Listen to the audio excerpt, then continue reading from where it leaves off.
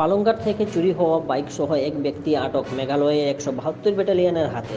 জানা যায়, পালংঘাট এলাকার শান্তি আশ্রমের কাছে হেমন্ত কুমার রায়ের AR-16A 3466 নম্বরের 180 পালসার বাইক রবিবার দুপুর 12টা নাগাদ নিজের বাড়ির গেট থেকে বাইকের লক ভেঙে চুর নিয়ে যায়। বাইকটি না পেয়ে বাইকের মালিক পালংঘাট থানা চুরি সংক্রান্ত একটি মামলা দায়ের করেন। পরে পালংঘাট থানা বাইকের নম্বরটি নথিভুক্ত করে বিভিন্ন জায়গায় জানিয়ে রাখে। তারপর মেঘালয়ে উমকিয়াংয়ে 172 ব্যাটালিয়নের হাতে ধরা পড়ে বাইকটি। খবর পেয়ে সোমবার সকালে পালংঘাট থানা থেকে LNK জালালউদ্দিন বড়ভূইয়া এবং HDC উজ্জ্বলকান্তি দেব সহ বাইকের মালিক ছুটে যান মেঘালয়ে।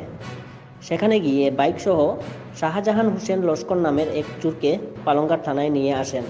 থানায় চোরকে জিজ্ঞাসাবাদের পর চুরের স্বীকারোক্তিতে জানা যায়, চুরি হওয়া আরও বাইক মেঘালয়ে রয়েছে। তাই পালংঘাট থানার আইসি ও সোনাই থানার ওসি সহ কাছাড়ের জেলাশাসকের নেতৃত্বে সোমবার রাত 1টার সময় আবার চোরকে নিয়ে মেঘালয়ের উদ্দেশ্যে সোমবার রাত রওনা হয় পুলিশ।